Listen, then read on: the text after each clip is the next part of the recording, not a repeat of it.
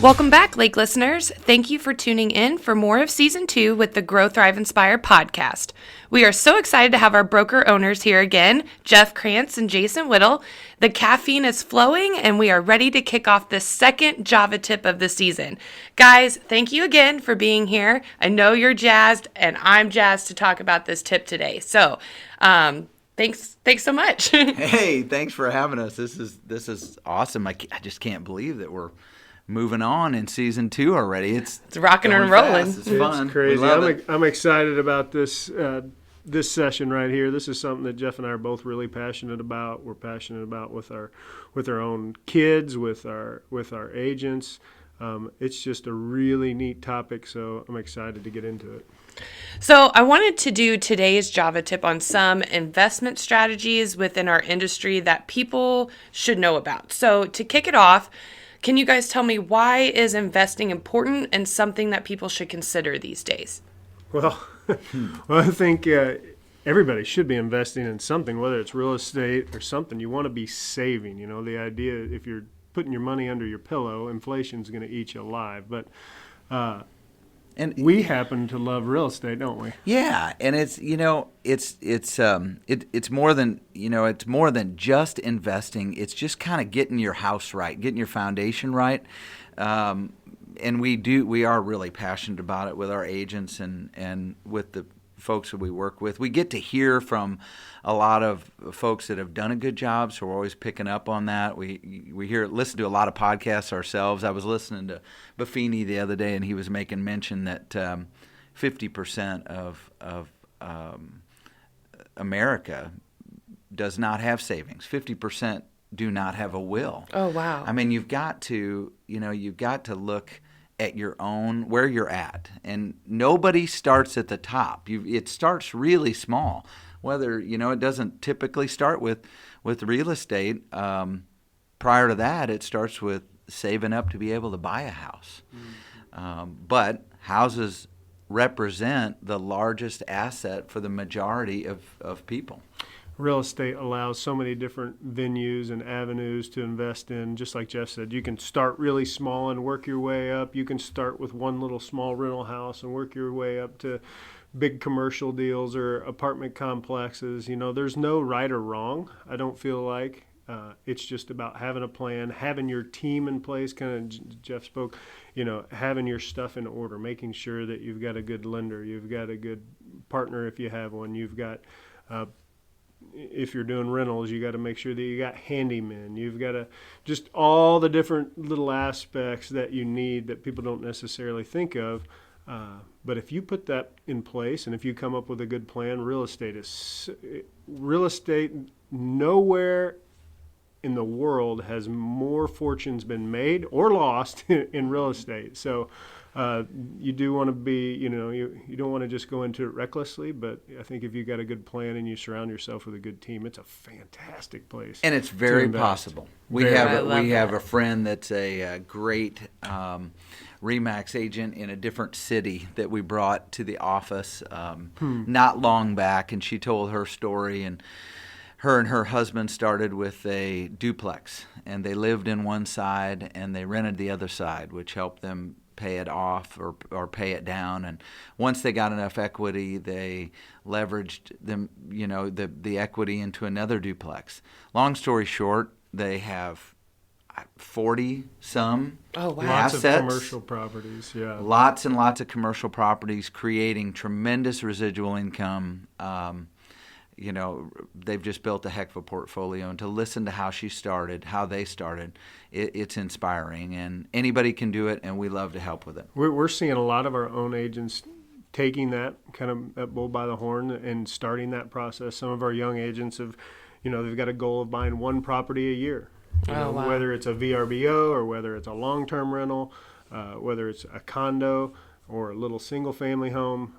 It's exciting to see them kind of doing that and doing something different. It is exciting. I'm already getting goosebumps over here thinking about it. That's awesome. So to transition just a little bit, what would be some good options to look at right now? Well, first off, it depends on what area. Obviously, we're talking about Lake of the Ozarks, and one thing we love about our area is they're not building any more lakefront. At least we don't see that happening often. So we have a little bit of a unique situation with respect to our lakefront properties. It's there's opportunities in each area, and we try to identify those. Our current rental market. It is. We really need lower income housing. It's hard to produce just because of the cost to build. It's really hard for a developer to come in, buy the ground, and develop a piece of ground in those lower rental rates or the lower price points for the houses. But if somebody's able to, I know there's potentially grants out there. If people look into there's a huge need for that here at Lake of the Ozarks. So I would agree. That's not on the lake typically. But that's a huge need, so our rental market's really strong. That's long-term rentals. Vacation rental market. Yeah, and it's gotten stronger in the last 3 or 4 years. It used to be, 100 nights used to be really good, and we're seeing people 150, 160. I mean, I've seen a couple that are over 200 nights. Oh, wow. And that doesn't, there's no guarantees, but if you work it, those numbers change in a hurry. There's no guarantees, and everything's a risk. But in real estate investments, you can manage the risk. You can identify like properties in like areas, whether it's long-term rental or vacation rental, and you can somewhat forecast your return. Do you agree with that? Absolutely. Absolutely. There's other stuff. There's a lot of great tax breaks, 1031 exchanges. There's opportunities. We actually have some opportunity zones here at the lake. I don't know of anyone taking advantage of that. I know there's some developers looking at those things, but nobody's pulled the trigger on those. But we get lots of 1031 exchanges. There's just lots of different vehicles down here that you can invest in, and we see it all. We see it on top end and low end. For the investor that's not looking for monthly return or cash flow, there's long-term hold type on lakefront parcels, on commercial development, where you're buying the property itself just to hold it. And we deal with a lot of folks that have that in mind as well. It's very interesting, lots of options. That is really interesting. Okay, let's pivot just a little bit. What would be some things to maybe avoid right now when it comes to real estate investing? Well, don't bite off more than you can chew. Leverage can be a great thing, but anytime you over leverage yourself or don't have a plan in place, that's when people get in trouble. When you overextend yourself.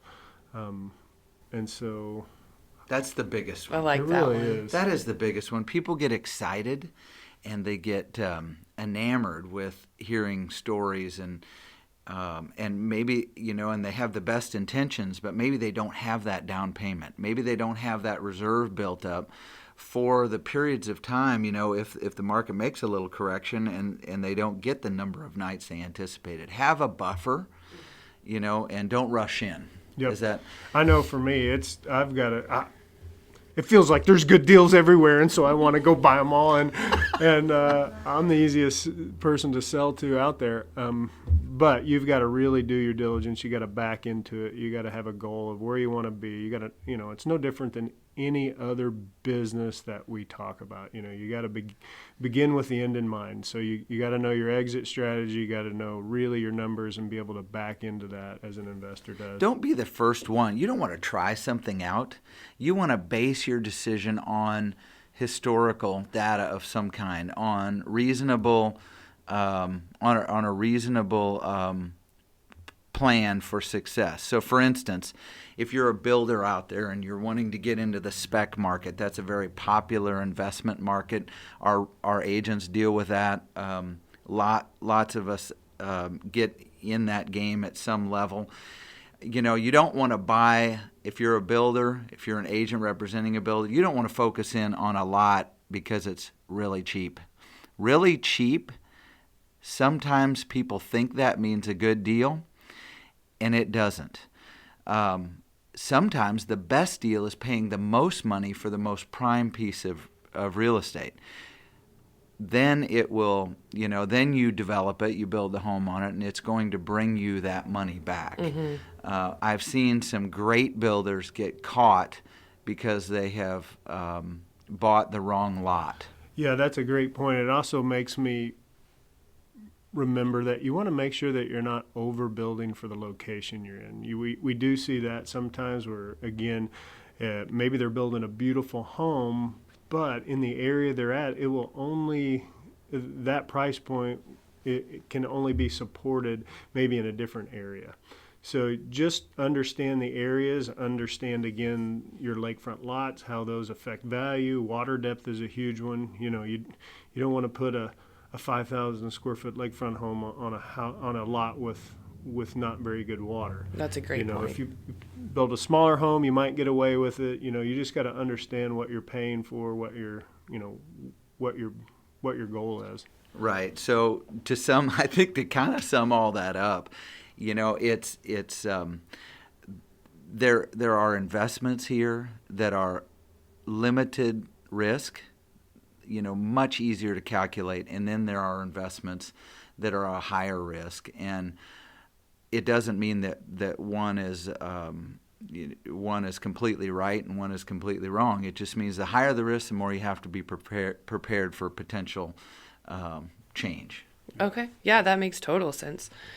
So I wanted to get back to something that you guys were touching on just for a second. I know that we have seen a lot of clients take their properties and go a rental route through avenues like VRBO and Airbnb. So could you guys expand a little bit more on the benefits or maybe the drawbacks of doing something like that? Because I know, like I said, we've seen a big increase in rental properties through those avenues. So people love the idea of being able to offset their expenses. Some people look at it as an investment. Others are just looking at it as a way to offset holding a second home. Maybe they're going to come down here and they're going to only use their home a couple weeks out of the year. Well, it's a great way to offset that cost. Other people go into it looking as hey, I want to make money, I want to cash flow, and so there's different ways to look at that. One is looking for a vacation home that they're going to use that's perfect for their family. The other person's coming in and making sure that maybe it's not the home that I would necessarily live in, but it's a much better fit for rental purposes, for VRBO purposes. And so again, it comes back to what are your needs, understanding what your long-term goal is, and then finding the right property from that. Love it. Perfect. Okay, so last question. In your opinions, what has you excited about this particular tip and the future? Well, it's just a way that lots of people are able to own a home at the lake. I mean, we see the ability to have a second home blend with a great investment often, and that's what makes me excited about it. There are folks that have wanted to do it for a long time, but have not realized the investment potential and how owning a second home is a savings account. It really is. So it's neat to talk about it. It's neat to see how it's working. To be able to when you have a buyer here, a prospect that's looking at the lake, to be able to show them what other comparable homes or condominiums have brought in, it is exciting. Well, that's awesome. Well, Grow, Thrive, Inspire listeners, a big thank you to Jeff and Jason for bringing their opinions and experiences here and shedding light into new possibilities. Remember that opportunities present themselves, and if you are interested to learn more about real estate investing, reach out to us and we will try and help. We have more episodes coming, so be sure to tune back in on Wednesdays and like and subscribe to our pages, or share us with those who love the lake area as much as you do. You can find us on Facebook, Instagram, YouTube, Spotify, and iTunes, or growthriveinspirepodcast.com. If you are looking at the Lake of the Ozarks to be your next home or vacation spot, you are not the only one. So be sure to check out our open houses coming up. Open houses are posted on Thursdays for the upcoming weekend on our Facebook page. And remember to always grow, thrive, and inspire. Catch you next time.